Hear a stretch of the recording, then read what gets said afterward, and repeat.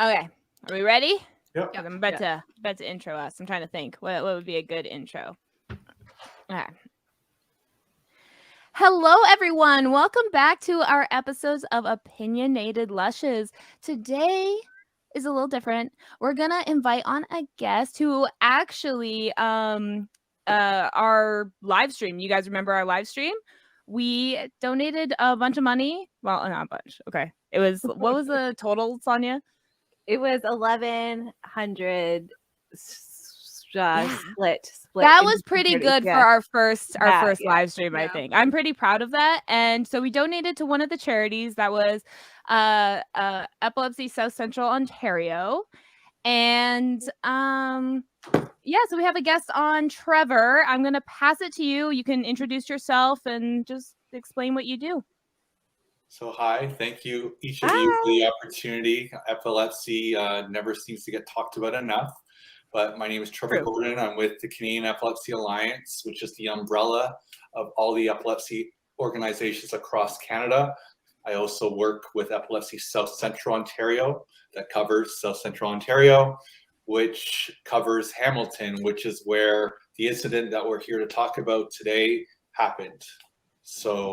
And that's where we're from, actually. So to everyone there, together for this important topic. Yes. Do you want to get right into what that incident was, since you brought it up? Sure, I appreciate that. So Marcus Charles is a man who worked at a store.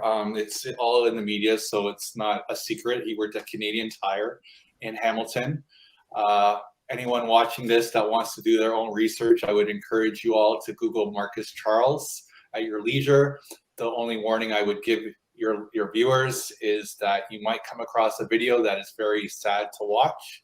It's upsetting, but it's a man that basically, after his shift was done at Canadian Tire, he had a seizures, and his fellow colleagues or staff called the paramedics, as sometimes people do if they don't know what to do with someone having a seizure. And the paramedics came, and basically the paramedics actually ended up calling the police, and the police basically restrained him while he was having a seizure, and they tased him while he was having a seizure. The only thing I want to say loud and clear before we continue the conversation, anything that we say or I say during this is based on what we read in the media. We weren't there. We know what the witnesses saw, that we know what Marcus has shared with us, again, in those media reports. But the one thing I think we can all agree on is part of first aid training is not tasing someone. I've taken first aid for 20 extra years of my life, and tasing someone has never been on the treatment plan. Never. I've been to first aid too, and there was never a taser there. I'm just saying. Unless it's like an updated, I'll be honest, I'm like 3 years behind my first aid training. Maybe it's this year. I don't know, but it doesn't sound right. No, it doesn't. That's the thing. And I mean, the other thing I'll say too is that we're not, so basically we created a petition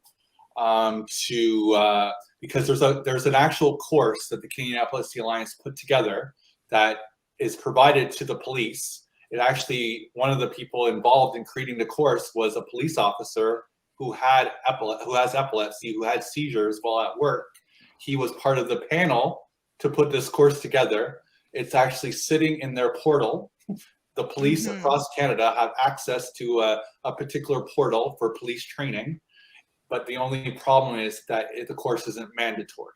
So we, as a Canadian Epilepsy Alliance, we don't want to pick on the police. We understand that sometimes, or a lot of times, the police have a hard job to do to create protection.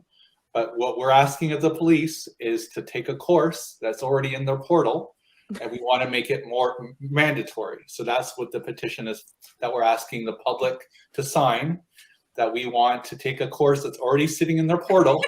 Zero cost. That's what I'm saying. It's the bare minimum. Like, we're just asking for like the bare minimum here. And for everyone listening, there will be a link to the petition in the description of this episode, wherever you're listening from. So yeah, sign that, share that, because like the fact that we need a petition for the bare minimum, like that's not good. That's not a good sign in just from what I've seen, I guess. I mean, especially in Hamilton. Let me upset you even more, Jessica. The Oh. course is maybe 45 minutes to take. 45-minute free course. Like that's you, and they probably would get paid. Every thing I've had to do On the clock.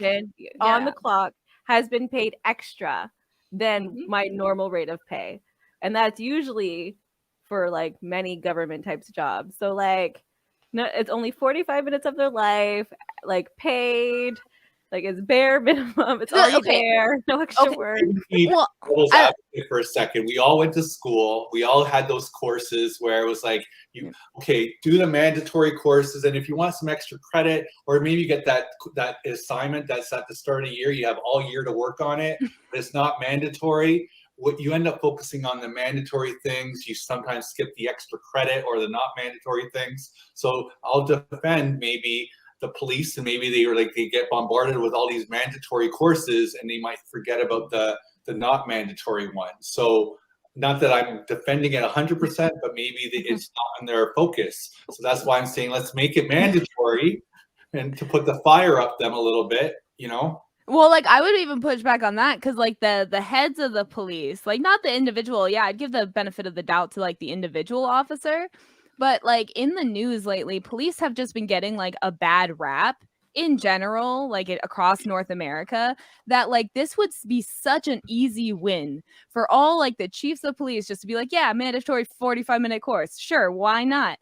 And not have to make us fight for it. Like it would just make them like PR, from a PR standpoint. It wouldn't look just that better if they could just do the thing without having to be like socially pressured into it. Yes. So, we have just under 3,000 people that signed this petition, which we're happy about that number. But for a cross Canada petition, it's quite low, I think, in my humble opinion. I mean, I don't know what that magic number is, by the way, that would get us have this petition taken serious. But I think it's above 3,000. Yeah. Yeah, that's like not even an apartment building full of people. You know what I mean? Like as the percentage of people in Hamilton, just Hamilton alone, 3,000 is like nothing. It's, Our population is 550,000 people in Hamilton. Yeah. I'm not good at math, but that's not. That's a like 0.2% of our population. Something. Yeah, it's ridiculous. Well, that's one reason we need to talk about it, because it's like it's not just epilepsy and stuff like that, but the police have fumbled the ball in multiple instances involving disabled children and adults. And it's just like, okay, so we know that they're impaired in their education in this involving at least this group of individuals. Why are we not focusing on that? Like, why is that just ignored? And like the police get sued or whatever, but nothing ever actually gets resolved. It just keeps happening. So Let me add another layer to this. He got charged. He was charged with 3 different cases of assault. So I know I keep adding little pieces to this. No, but it's crazy. 3 different charges, assault charges. Like he has to go to court some point this month or maybe early next month. I mean, we hope that those charges are dropped. We hope they should be. Oh my goodness, this is aggravating. Like so angry. Like so our listeners know I have a son. He's 12, and he's a big man. He is 12, and he is like 5'9" now in height. So he's already kind of, if you don't know him, he's a bigger kid. So when he would like he has different types of seizures that involve like him sometimes still moving and still talking through them, and you might not recognize it. And so it can get scary if he comes out of it and he's like melting down if you don't recognize that. He's still 12 years old and he's dealing with this stuff, but because he's a big kid, I get scared when like I'm not around, because everyone's just gonna look at this giant thing, you know, like what freaking out, I guess. So it's really like scary to see stories like this and realize that like those things just can happen, especially because it happened in my home. Like here, I live here. I go to Canadian Tire. It's the BNS device. I'm assuming you've all heard of the BNS device that some people living with epilepsy have embedded in them. If this gentleman had a BNS device in him and he was tased, that might have caused even a bigger issue, you know? Yeah, I know. And like together right now, I apologize, but yeah, no. time, we have a Sunny Days camp. Epilepsy South Central Ontario has a Sunny Days camp. This is a separate issue, but it segues in the fact that we were bringing these children on a bus to go to Build-A-Bear at our local mall. Some of them, this is probably their first time on a bus. That alone is a trip in itself, right? Yeah. Yeah.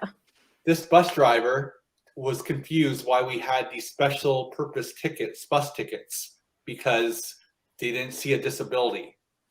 So, and I said to this bus driver, do you want these our children to have a seizure in front of you for you to believe that they have epilepsy? So I know I'm kind of going back and forth here, segueing, but this man here, they don't know he had epilepsy. People, if you watch the video, people were screaming, he has epilepsy, he's having a seizure.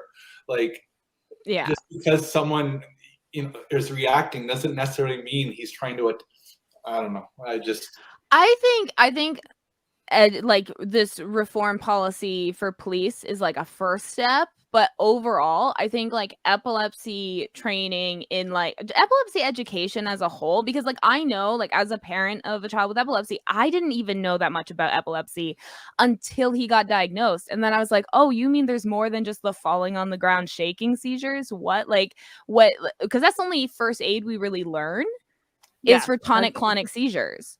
So when it comes to like other types of seizures, you have no idea what to do. It's like they're walking. I can't roll him into the emergency position when he's done. Like what, you know, and then like people don't realize that. And so it's like someone's saying they're having a seizure and you don't recognize it as a seizure. It's hard to like, you know, actually provide adequate care, I guess.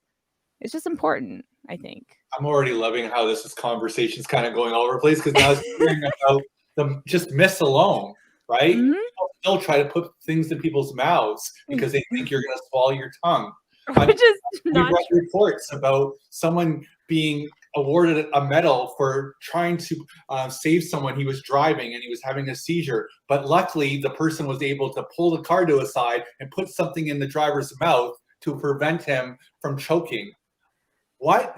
Picked up by all these media reports, you know, and then it creates this narrative that it's actually helpful to put something in someone's mouth to protect them from swallowing their tongue. I've literally talked to media, like anytime I do media report, like interviews, I literally email them talking points. And literally in one of my talking points, it's impossible to swallow your tongue, thinking that they're going to feel offended I'm giving them this obvious information.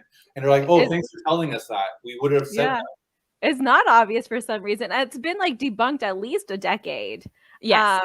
At least. And people are still like, you can't ever swallow your tongue unless you have some way different, weird, undiagnosed. Unless the webbing under your tongue is like gone, and then yeah, just like you can't say like never, but really the odds are probably never.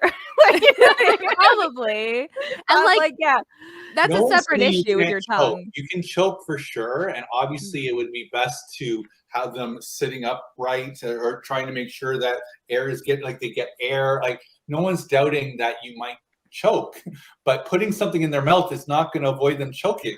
Putting something in their mouth might increase their chance of choking. Just like jamming it down. You know, they're just putting that out there.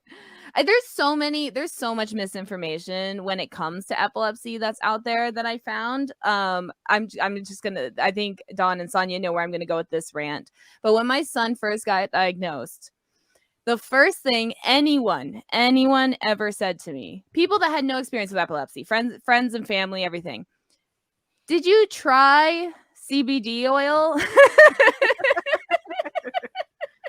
And I was just like, we're working with our neurologist and it's been discussed, but based on his specific type of epilepsy, it's more likely to worsen his seizures. And they're just like, oh, I thought it worked for all of them. Right, As if it's it a was this like cure-all. miracle cure for seizures. So Yeah.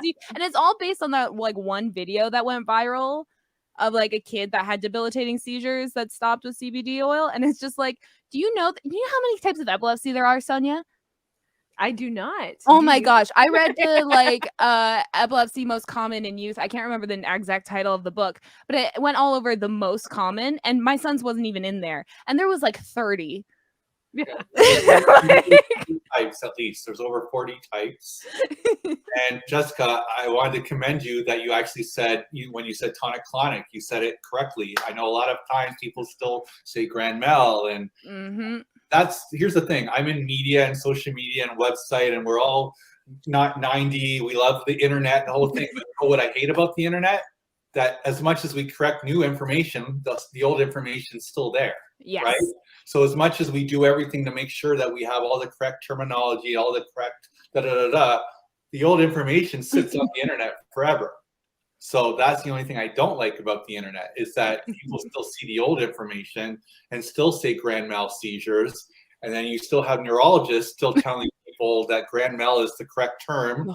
And, I know we're going all over the place with topics, but like, it's just, myths, and it's just part of the frustration of my job every day. I love my neurologist. She's like so good, and she doesn't push things. The type of seizures my son has, he has eyelid myoclonia, along with absences. So for him, he used to have like 200 a day because he has Javon syndrome. He used to have hundreds a day. And then he started medication. It took a couple medications to find, because his type of epilepsy is very med resistant. So it actually took a couple before we even found one that didn't have too many side effects and actually put a stop to his seizures. Now he still has about 5 a day, but like, we're not adding more medication on that because it's super hard to get full control. And like, we are happy with the reduction we have. And our neurologist, she's very like straightforward, doesn't push things. I love her. So get good doctors if you have epilepsy, because that's really important. I mean, if you're in Ontario, good luck. Yeah. We've been with her for a couple years, so we're stuck. But we're on But that yeah. wait list right now, is waiting for a neurologist. So my family's new to epilepsy. We just figured out Christmas break that my one child was just having constant seizures, and now we're waiting. We're in the beginning stages of finding a neurologist, getting a diagnosis, treatment plans. Still very new for us. So thankfully, I have Jessica. Like, if I didn't have Jessica, I'd be like, oh my I've gosh, been in I don't this know what for I'm like doing. a few years. Yeah. Oh, Trevor, you might find this interesting. My doctor, my family doctor, when my son started having eyelid flickers when he was 4, we took him, and she just said they were tics.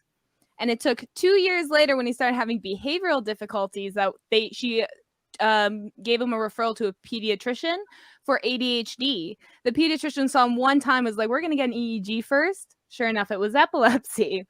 So yeah, getting a diagnosis for epilepsy. There's so much misinformation about what seizures are that our own family doctor didn't recognize it. So yeah. And also just hearing these magical cures, like every day when I go through our Facebook page and I have to erase comments from people saying, if you massage your temples, seizures will go away completely. Or if you, jump on one foot and you spin in a circle and you get a Say certain the alphabet backwards and like there'll be a cure and everything like that. Like I don't know, it's just frustrating. The one thing I'll say before I forget, though, is if anyone is watching this and you think you have epilepsy, or you have questions about epilepsy, or you have epilepsy, you contact the Canadian Epilepsy Alliance, and you can click on locate an agency. There's about 24, 25 epilepsy organizations across Canada there's hopefully an epilepsy organization in your part of the province, your city. Epilepsy South Central Ontario obviously covers South Central Ontario, but there's 14 specifically in Ontario. So, and if you live in Canada, there's hopefully one in your area. If you live in the US, we can connect you to the one in the US. There's someone here that will listen, and there's programs and services. All agencies have different programs. A lot of programs now are being offered over Zoom. So even if you don't live in that area, you can take advantage of virtual programs now. So, you know, take advantage of the programs that exist. That's why we do fundraising, to keep these programs services free. So that's why we appreciate what your podcast, you know, did for us, and it's because we want to keep these programs and services free for those that need it. So I'll put each of you on the spot. Are you taking advantage, as much as you guys are amazing and doing fundraising, are you taking advantage of the programs and services that the agencies are offering? My son has been in Sunny Days. Great. And my favorite was we got to go into the Jays care place at the Blue Jays game. Me and my son. Maybe I met you there. Maybe. I didn't have weird hair then. This was pre-COVID, so I didn't shave my head yet, you know. So I probably looked a little normal. That is one of my favorite activities. If you didn't notice this here, but yeah, the Blue Jays. It's awesome. It was so much fun, and like my son loved it because he normally didn't. I used to work for the Ticats, so he used to go to games, and he hated like staying in the games. He would just kind of like run in the back more often. So it was like really nice to like have all that space. They had extra activities when he got bored, like watching the game, and they had like hot dogs, which is like his favorite food. So he was having a blast. But as you know, what's good about Sunny Days Camp is a lot of times these children actually don't know what a seizure looks like.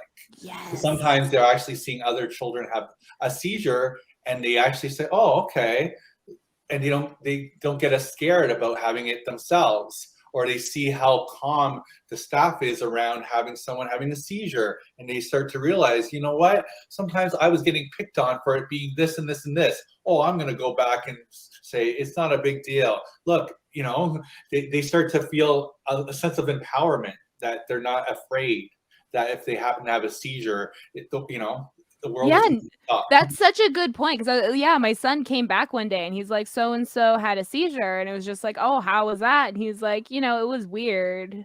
But like, you know, it's just like, you know, it's like he's never seen it before. Of course it was weird, but it wasn't like he wasn't like shocked by it, or like I remember the first time he had a febrile seizure when he was a toddler. And, you know, I panicked. I'm not gonna lie. I didn't know. I'd never seen a seizure before. I didn't know what was going on. And so like, it's such a good, I mean, it's good for the kids. And he got to talk with other kids that had seizures. He didn't know anyone at his school that was took meds every day. You know, like he didn't really know, like, especially at his young age, he didn't know anyone that was doing that. And for him, like, he's never going to drive. That's because he will never regain control long enough based on like how the trajectory of the type of seizures he has. And so like, that's a hard thing to tell a 10-year-old. Yeah. Like, you know, like, it's just he doesn't have lower cognitive ability or anything. So he's fully able to like recognize like, oh, now he makes jokes about it, because we're always like, you can be whatever you want. And he's like, not if it requires a license. And then, you know, we move on. But it's like, yeah, no, it's good for the kids to like connect with others that are going through like the same issues, I guess. Yeah, I think that's perfect, because we're having a struggle right now where my child is feeling isolated, where she's starting to be like, why am I so different? Like, so like these camps are great. We aren't connected yet. We're still on the way. But that's like for a child, because I'm seeing it the other way. I'm seeing how like it's making her more depressed, so like alone. And it's great that these kids have other people to connect with that are going through the same thing. So you don't feel like a weirdo or something's wrong with you. And it's not, like, you're just built different. And it's great when other kids get to see other kids being kids will find a reason to make fun of you no matter what. Like, it Right, sucks when it's something you can't control, you know? Like, that's when it sucks. Yeah. No, it's good as well about the camp that it's like a lot of camps are generally designed for just one person or one, you know, kid, or especially a camp that's decided for a condition. But with Sunny Days, we invite the whole family. So if you have a brother or a sister or a cousin, look, this is a Sunny Days epilepsy camp, but we're not going to split the kids up if you're a brother and sister or two sisters or two brothers, and we let them both come. And then if anything, they learn again about epilepsy, and then they're put in a situation where it's a little more matter of fact. Like, Yeah. you never get used to seeing someone. It's still a bit of a sad situation, but I've seen thousands of seizures working at an epilepsy organization. You never get 100% desensitized to it, but you become more of a professional of how to handle it. I don't freak out. I don't like, oh my God, you know, like, but it's still not something you 100% like seeing, of course, but you start to realize that I learned in this job, I don't have epilepsy myself, but when I've met clients, I've learned that people with epilepsy are the strongest people I've ever met in my life. Like when I meet people that have seizures in front of me, and they come to and they look at me and they're like, Trevor, are you okay? I'm like, wait, you're asking me if I'm okay? Like, you're the one that's on the ground, and I was worried about you hitting the chair. Oh, I'm fine. I had this yesterday. I'm okay. You okay? Like, you seem shaken up, Trevor. I'm like, oh, I'm fine. You start to realize, I'm like, wow, I bruised my knee on the couch yesterday, and I'm depressed for the rest of the day. Whereas someone that has seizures, they're the strongest people I've ever met. Like, it just really, I don't know. I'm babbling. I apologize. I'm just saying that, like, it's why I get so upset when people dismiss people living with epilepsy, because they're the strongest people I'm not just saying that. They deal with a lot more, and a lot of people deal with it with humor. They just get through their day, and this is part of their life, you know? We always say, like, if you can't, cry about it, laugh, or however that saying goes. That was really good. That was really Don't good. cry. Thank you. Oh yeah, that's how it goes down. Thank you for correcting that, because I was like, I was close. I was on the right ballpark, but yeah, You were there. You were just right there. we make jokes all the time. My son jokes about his epilepsy all the time. I personally didn't realize how common epilepsy is, because we don't talk about it. So I thought it was like one of those things, like very, very few, but it's like some of the estimates are like really like, I can't remember, it was the one in, I have the foam finger that says it from you guys. 1 in 100. Yeah, 1 in 100 has like seizures, some like epilepsy and stuff. And that's like crazy. That's like I know that many people. Like, I have 400 people on my Facebook. I only can name one that I know that is epileptic. Who are the other 3? Yeah. It's the third most common neurological condition. And let me just add to the frustration, it's not government funded. Yes. The third most common neurological condition, and it's not government funded. Just wrap your head around that, Yeah. 1 in 100 Canadians have epilepsy. I'm always trying to get as many TV appearances to talk about it. I've had media producers tell me the reason why epilepsy doesn't get talked about enough, it's not glamorous enough. It's glamorous. It's not big, I don't want to dismiss other conditions or other disabilities. They're all important, but being told that epilepsy is not as important as others, I can't put words to that, I don't even know like how that even just like just the idea of like, well, it has to be like good for the media, to talk about, guys. We need Gwyneth Paltrow on this. Oh my God, Gwyneth Paltrow, have a seizure for epilepsy awareness.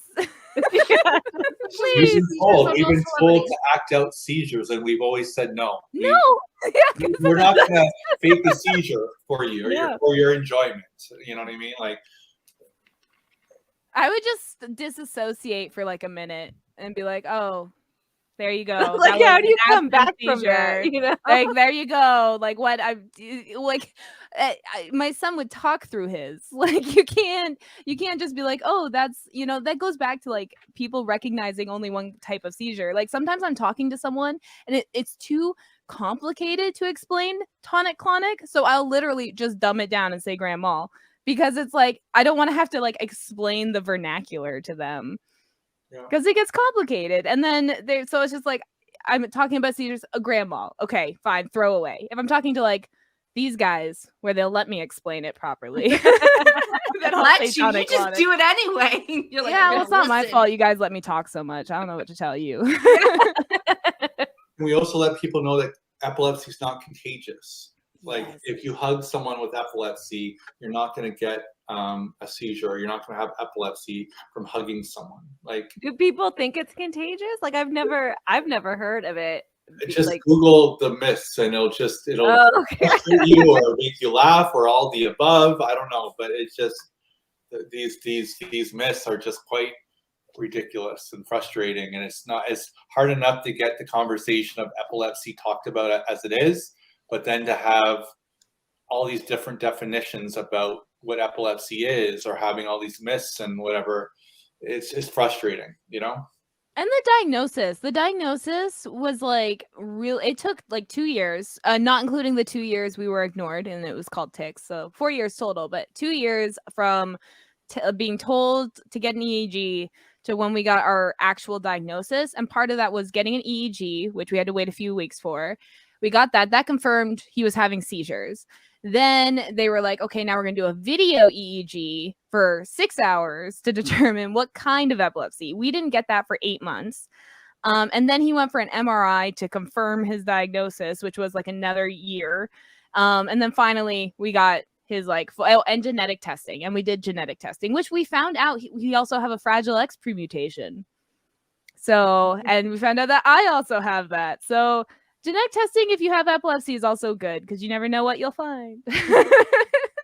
And we found that like the emergency rooms don't even help you. Oh, not for epilepsy. No. Yeah, no, it's like because that's how we went, right?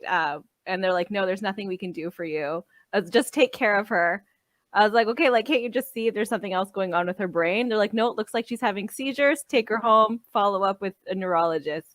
That's it. That was like, they need more support in emergency rooms too. Like I felt so like helpless. This is part of even what all the agencies are doing in the sense of our budget ask that we're asking the government. The reason why epilepsy organizations are asking for money from the government for the budget is to actually create education to prevent the emergency room being full of people that just had a seizure. Yeah. Mm-hmm. The emergency room shouldn't be full of people that are there that had a seizure. People should not be calling 911 for every seizure. I mean, of course, when you have a seizure, for the people watching, if you want some, if someone's having a seizure, you get the stopwatch out, you get your phone out, and you time it. If it's lasting above 5 minutes, okay, let's call 911 at that point. Or of course, if you don't know the situation, if you don't know the person, maybe I understand there are times where you might call 911 in those cases, but 90%, 95% of the time, if it's below 5 minutes, it's gonna ride out on its own. You don't need to call 911 and fill up emergencies rooms. So when we're saying to the government, give us X amount of dollars, and we've been asking for $300 million, just to be clear. That's nothing in the government budget. Right. Just for people that don't know. Exactly. We're asking not for a lot here. And if anything, that the argument is it will actually save taxpayers money because the emergency room won't be full with tons of unneeded situations, right? And people will look for neurologists faster if they're like, oh, this is I'm seeing this like seizure, instead of like spending 20 hours at the emerge and not being able to get anything done. Like maybe like because all these people will be going for neurologists will start actually taking patients, because where the fuck are you guys? Where are you? Where are you? Come out from under your rocks. I think my province has 2. Yeah. Yeah. Sonia's from Hamilton, but she does not live here currently. She's currently in New Brunswick. So okay, yeah, there's an epilepsy agency, the Epilepsy Maritimes. Yeah, that's in Halifax. That's 6 hours for me. 6 hours. Yeah. But just to be clear, the founder of Purple Day, Cassidy Megan, grew up in the Maritimes area, and she's there. So if anything, I'd love to connect you guys together. She's a Ooh. great energy, a great person, and she created Purple Day at 8 years old, and Aw. she's 24 now. But she created a day called Purple Day that started locally, and it's a day that's celebrated all over the world. So That's so I'm gonna- awesome. and that's Cassie Megan. She lives in the Maritimes area. So, and which leads to my next point. March is Epilepsy Awareness Month in Canada, and then in the US, Epilepsy Awareness Month is in November, but March 26th is Purple Day all over the world. So it's one day where you see landmarks lit all over, whether it be the CN Tower, whether it be the famous Hamilton sign. Yep. whether it be- We've taken pictures there before, I think. I think Right. we took pictures there. So we want to see as many things lit purple as possible on Purple Day. That's for sure. Yeah, no, that's awesome. I mean, my room is purple, so I'm already halfway there. I don't new know how to your purple light. podcast. Does Dawn talk at all? Oh, she does.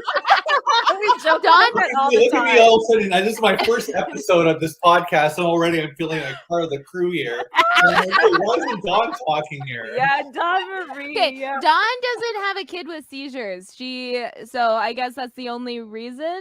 Yeah, like I can't You really, can't like, relate yet? No, contribute. but I mean, put me on the spot. Ask me questions. I mean, I'm not actually really that good at talking. Like I am, Aw. like when I'm on the spot, like I freeze apologize. up. No, Sorry. it's okay. It's okay.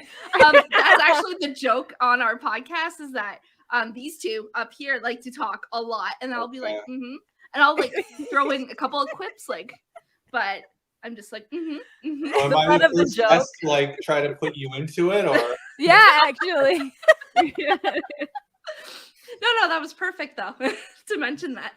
'cause I was Yeah. noticing? I'm like, wait, I hope I'm not like, I just kept. Anyways, so No, this is going great. Dawn, do This you is have any great. questions? yes. I'm kidding. If you don't, it's okay. It's okay. I'm Well, not. no, I I'm would not- appreciate even from someone that is outside of the epilepsy community. Like, I mean, I didn't know anything about epilepsy prior to getting the job. I don't have epilepsy. No one in my family has epilepsy. So it was like a crash course, and I've been with the organization 7+ years, and I'm still learning. So I mean, like how just for you, Dawn? What do you? What's Okay, something I about actually epilepsy? do have a question. Ooh. So my grandmother on my mom's side and my mom both had epilepsy. Late diagnosed, like 40s, 50-year-olds. So I want to know, is it genetic? Because that could be a possibility for me, like the females in my family. That's see the one question you asked me. It puts me on the spot. I mean, that's. I mean, so This is what you you get for asked calling me me out. No, I get it. Have we heard stories where a brother and sister might have it? Yes, it's been. So can it be hereditary? We've seen issues like that, situations like that. Yeah. But I don't know what the stats are on that. But Okay. I for sure have we seen it run in the family? Yes, for sure we've seen that, right? yeah. I don't know the scientific answer to that. I would direct that to a neurologist or a doctor. You gotta get one of those. Okay. Go on the wait list while you can. Yeah. Yeah. Yeah. You can. Like in the next 10 years, I might have one. So can you just put me on now? Yeah. But the cover short my answer is we've seen it, but I don't know what the stats are of that. I think the short answer is anyone that has a brain can have epilepsy, right? Yeah. And just because you have a seizure once or twice doesn't necessarily mean it's epilepsy, right? Yeah. But the answer is have family members, a brother, sister, a mother, daughter, like you've seen these things, but the stats on that, I wouldn't have that, unfortunately. So way to put me on the spot. Well done.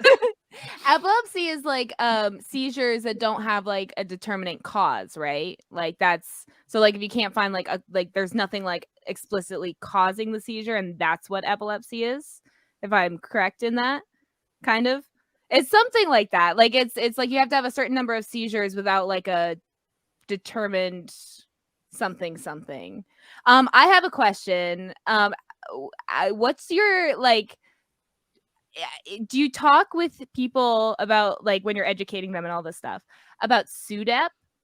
Yes, so that is what we call the elephant in the room, right? Okay. So I think SUDEP is something that we need to talk about more, and I feel that could be its own segment at a later time, where I would love to bring my colleague from Epilepsy South Central Ontario, Carly, who you know, obviously. Carly would love to sit here and talk about that. So I would love in a future podcast to just talk about SUDEP, because people are scared to talk about that, because yes, there is a risk of dying in your sleep from having a seizure. So we need to talk about that more, and I feel neurologists don't talk about SUDEP enough. I don't think sometimes even epilepsy organizations. That's why I was asking, because like I was like, we went this long and it's like not been brought up. So I was wondering if it was something like the organization did talk about. No, we talk about it. We talk about it, and there's obviously a SUDEP action day that just passed in October, I think. I don't have the date in front of me, but no, I for sure. Josh and Carly, who run our support programs at Epilepsy South Central and organizations across Canada, SUDEP gets talked about. That's good. So but it is the line is that it is the elephant in the room, that that it doesn't get talked about enough. But we've done podcasts when COVID first started, when we were working from home. Our past CEO, Cynthia Milburn, who's also the president of the Canadian Epilepsy Alliance, she did a web series called Conversations With that you can find on Epilepsy South Central's website. I can provide you guys the link that you could post. Yeah, please. We did an interview with Dr. Elizabeth Donner, who is specifically one of her things that she talks about a lot is SUDEP. So that would be an interesting podcast that you guys might want to share. Definitely. Yeah. Well, like another point for my neurologist, which also kind of took me aback, was like every appointment, she always reminds us of SUDEP. And she's even like talked with our son about it. So like he doesn't have anxiety about it. It's more just like a part of his diagnosis. I mean, he's 12 and he's kind of been dealing with it since he was like 8, seizures since before that. But so it's like, she brings it up every time just to kind of like reinforce that, because like people forget. And like I'm part of like epilepsy Facebook groups, so like I've seen like people have to make those posts, those really sad posts, but it's like a real part of epilepsy that so many people don't even realize. Mm-hmm. So. I appreciate this, and I kind of like this sort of conversation that is kind of going all over, but at the end of the day, it's just the awareness. Like it's just getting more people to talk about these things as a matter of fact. You know what I mean? Like it's frustrating that some of these things are being told to people and they're hearing it for the first time. That's why we created Epilepsy Ontario, which is the umbrella of all the Ontario agencies. They created something called Epilepsy Shop, which is a shop for clothing, because the reason why that started is that we found, like, when you would Google epilepsy merchandise or merch, a lot of times when people would buy these shirts, it was going to these people that had nothing to do with epilepsy. The money was actually going to continue to keep programs and services free. So Epilepsy Shop created a store, or Epilepsy Ontario created a store, where 100% of the proceeds go to the epilepsy organizations themselves. And then, as much as purple is associated with epilepsy, you can buy other colors, because not everyone likes purple. I like purple. I love purple, but some people want to still sport. It's trash. Here. Oh no! We can kick Sonia out, right? Yeah. No, Trevor's on, Sonia's out. That's just how it right. is. Now Trevor's Don will new be forced to Lushes. talk. Yeah. Yeah, What so if anyone wants to buy merchandise, you go to epilepsyshop.org, and there's tons of merchandise that isn't just purple, and it's different messaging, whether it be I'm a purple warrior, or I love somebody with epilepsy, or you know what, those days where you're frustrated, screw epilepsy, And what we purposely came out with shirts that kind of cater to all types of people. Some people feel the screw epilepsy might be too aggressive for their tastes, right? Or some other people say, you know what? No, some days I feel like saying screw epilepsy, right? But other people say, you know what? No, I feel I'm a purple warrior and I'm more empowered with epilepsy. So we have shirts for that too. or I don't have epilepsy, but I love somebody with epilepsy. So Yeah. there's all types of shirts for that.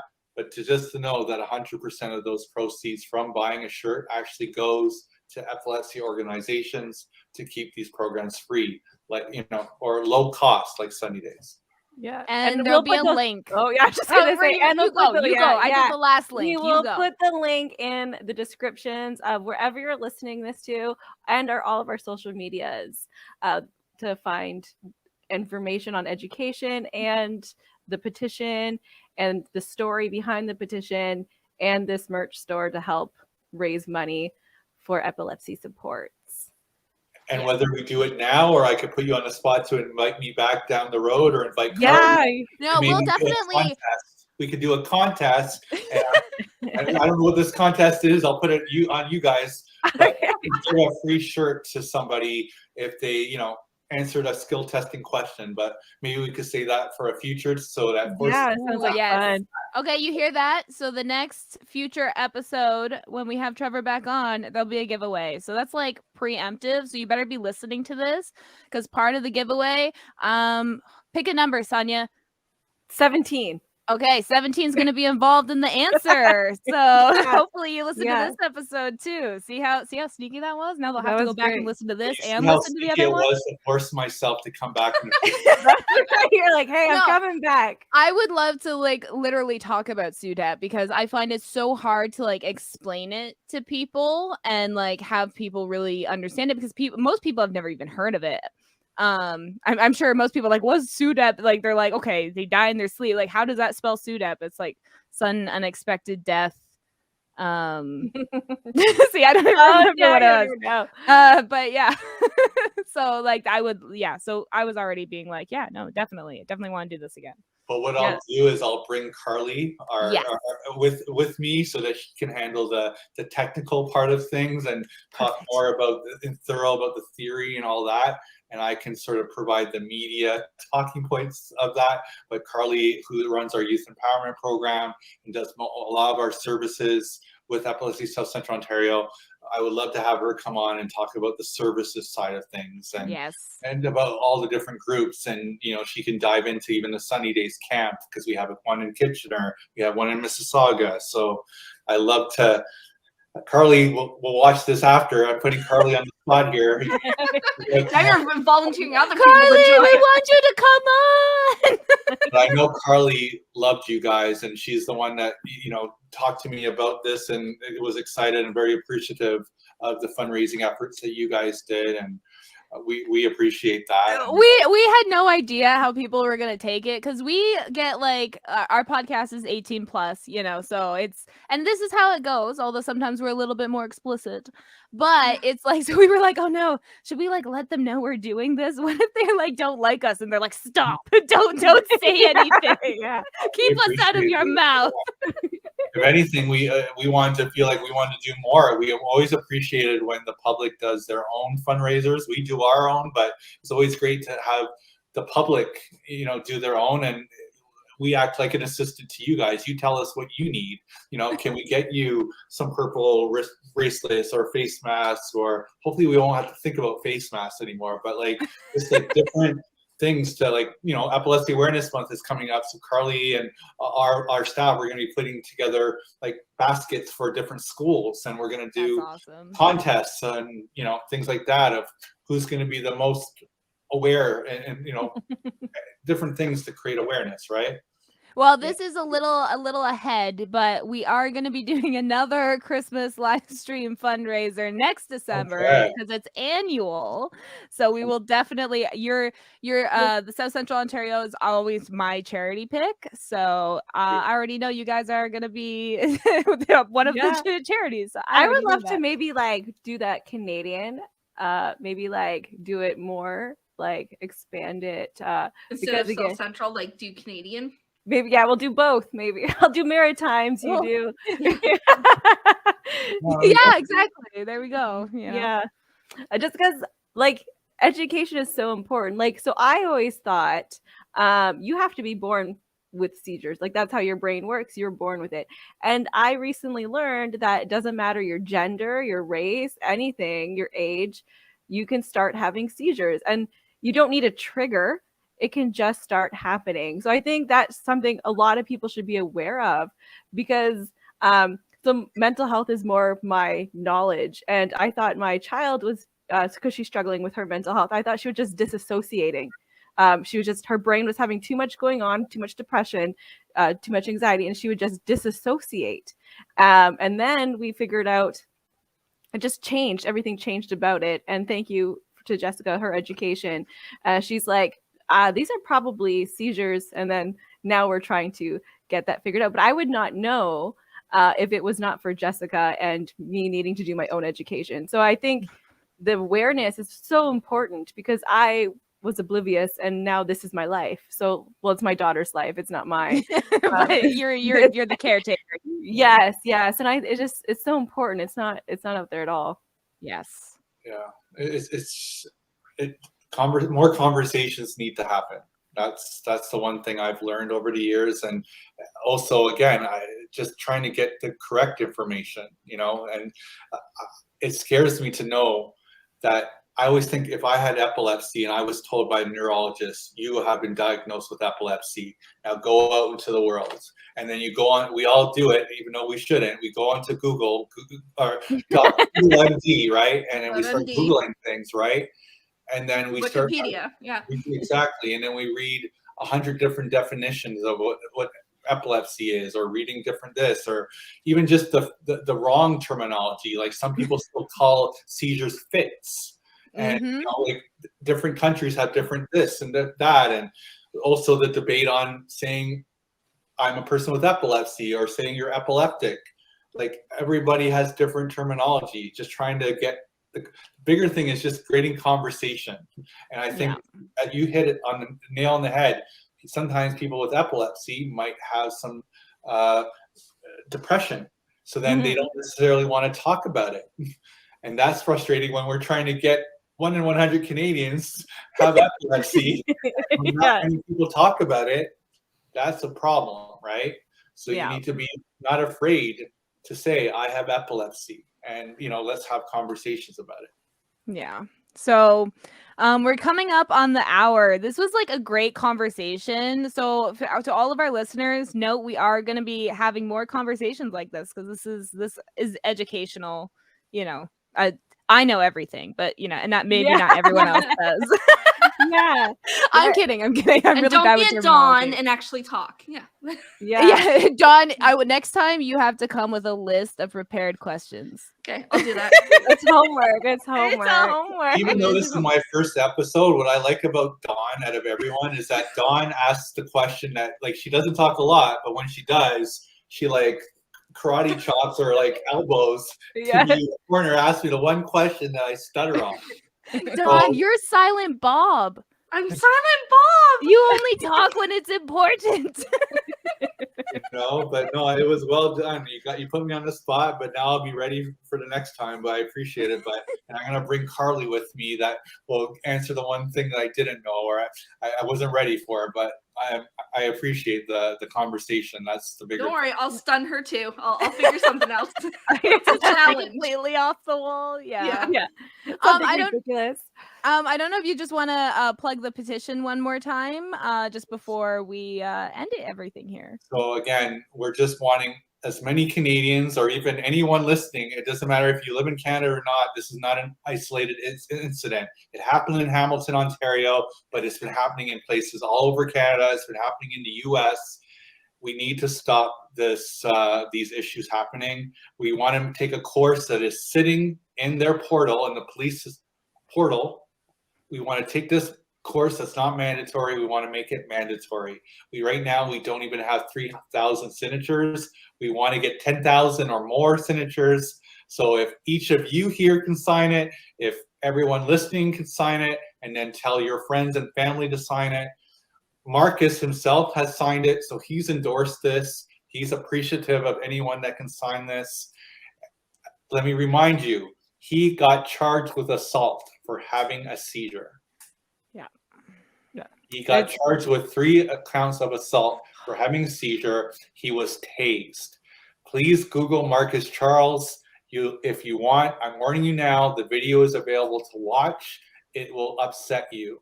But if that's what it takes to get you to sign this signature, to sign this petition, then please watch the video, because It takes like 30 seconds. It's a couple clicks. Like, come on. If you listen to it this whole hour, you owe us 30 more seconds, I think. Yeah. Like, the link is in the you don't even have to search it. The link's going to be right in the description. So you better be clicking it now. And then the last thing I'll say is, if you have questions about epilepsy, if you yourself have epilepsy and you are looking for support or programs, the best thing to do is go to CanadianEpilepsyAlliance.org, and click on locate an agency. You can literally see the agency in your province, in your city, and then don't be afraid to call or email. There are agencies out there that are available to help, whether you be in Hamilton with Epilepsy South Central Ontario or any agency across Canada. Multiple programs and services are available at your disposal. Don't be afraid to make a call or email. That's why we appreciate Jessica and everyone, Dawn, everyone here. That's the fundraising. Yeah. And even if you can't fundraise, even just create the conversation. That's the biggest thing. As much as we appreciate the fundraising, even if you just have conversations about epilepsy, that's what helps create awareness. Yes. Well, we really appreciate you, Trevor, for coming on. Dawn, shut up. I You talked so much, Dawn. You kept over talking me. You didn't let me say anything during this whole podcast. But no, I appreciate the opportunity. I'm being funny, but the serious thought is I really appreciate this. It frustrates me that we can't talk about epilepsy enough. So the fact that you let me babble for this long, I appreciate it. Thank you. No, thank you. Thank you so much for coming on here. Yeah. Okay. Well, did you want to do closing remarks? Does anyone need closing remarks? Are we good? I think we said everything. Yeah, we good night. Thank you. Good night. Shout out to your hair and shout out to your headphones. I like that. Oh yeah. I want to see that through the whole podcast. Yeah. Thank you. Thank you. Thank you. Night.